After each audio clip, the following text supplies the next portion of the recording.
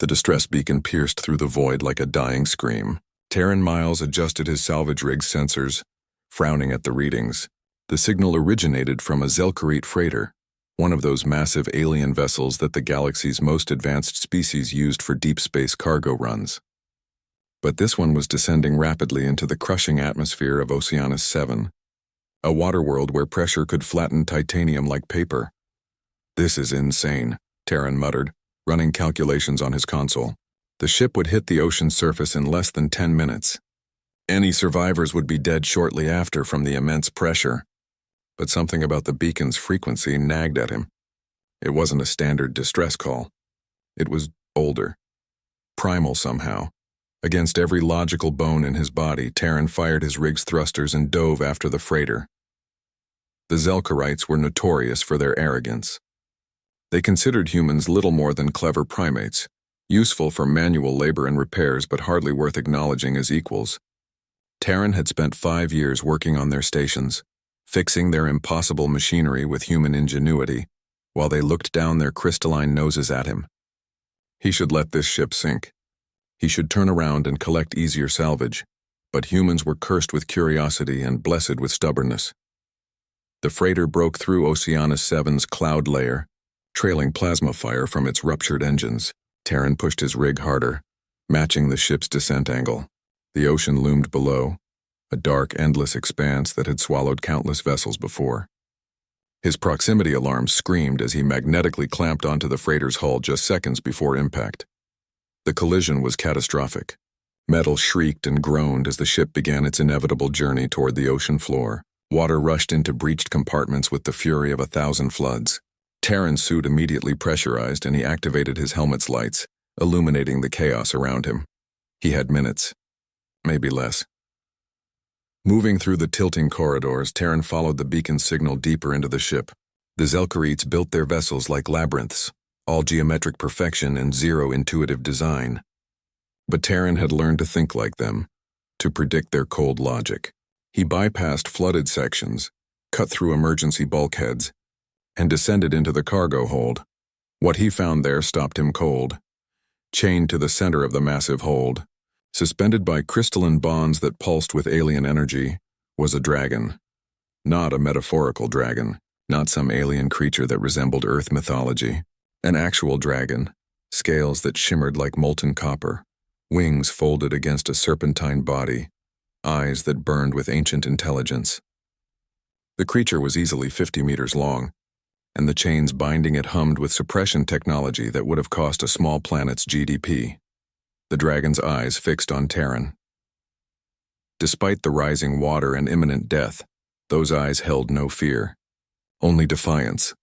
Valeth, the dragon's voice resonated directly in Terran's mind, bypassing his helmet speakers entirely. "I am called Valeth. You are human." "Yeah," Terran responded, his voice steady despite his racing heart. "And you're about to be a very dead dragon if we don't move fast." Water was already halfway up the cargo hold, rising with terrifying speed. The ship groaned, settling deeper. They had maybe 2 minutes. Terran sprinted to the nearest chain anchor point, pulling out his plasma cutter. The Zelkarite crystalline bonds were designed to be unbreakable. They could withstand starship-grade weapons. But humans had a saying, if you can't go through something, go around it. Instead of cutting the chains, Terran targeted the structural supports holding them to the ship. "Clever primate," Valeth rumbled, a hint of approval in that telepathic voice.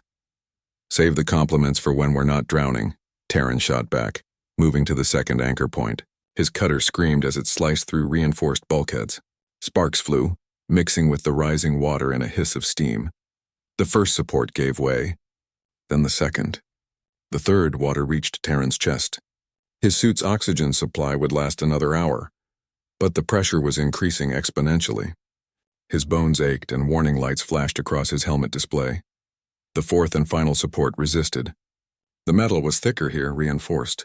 Terran's cutter overheated, its safety protocols engaging. "Leave me," Valeth commanded. "You have done more than any being has attempted in 3 centuries. Save yourself, human." "Not how we work," Terran growled. He override his cutter's safeties, pushing the tool beyond its limits. The device whined in protest, its casing glowing red-hot even underwater. The metal finally yielded. Baelith's chains fell away, though the suppression collars around the dragon's limbs still glowed. But freed from the anchors, the dragon moved. Despite the water, despite the chains, Baelith's ancient power surged.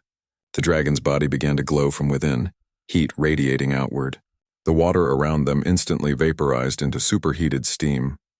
Baelith seized Terran in massive claws, gentle despite their size, and pushed upward. The dragon's wings, even partially bound, generated thrust that defied physics. They rocketed through the flooded corridors, Baelith's fire creating a bubble of air around them. The ship's hull above exploded outward as dragonfire met alien alloy. They burst from the ocean's surface like a missile, arcing high into Oceanus 7's atmosphere. Below them, the Zelkarita freighter disappeared into the darkness, crushed by pressure into scrap.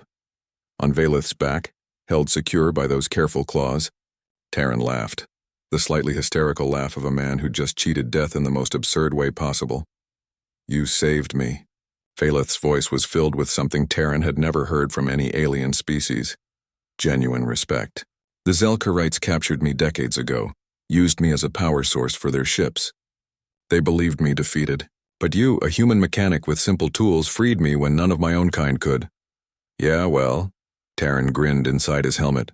We humans are good at fixing impossible problems. It's kind of our thing. Baelith soared higher toward the stars. Then perhaps the galaxy has underestimated your species, Terran Miles. That is a mistake I will ensure is not repeated. You have earned a dragon's debt, and we pay our debts across lifetimes. As they escaped Oceanus 7's gravity well, Terran realized something profound. The galaxy's advanced species built wonders, yes. But when those wonders failed, when plans crumbled and perfection shattered, it was humans who thrived in the chaos. With duct tape, ingenuity, and sheer bloody-minded refusal to quit, sometimes the galaxy didn't need another advanced civilization.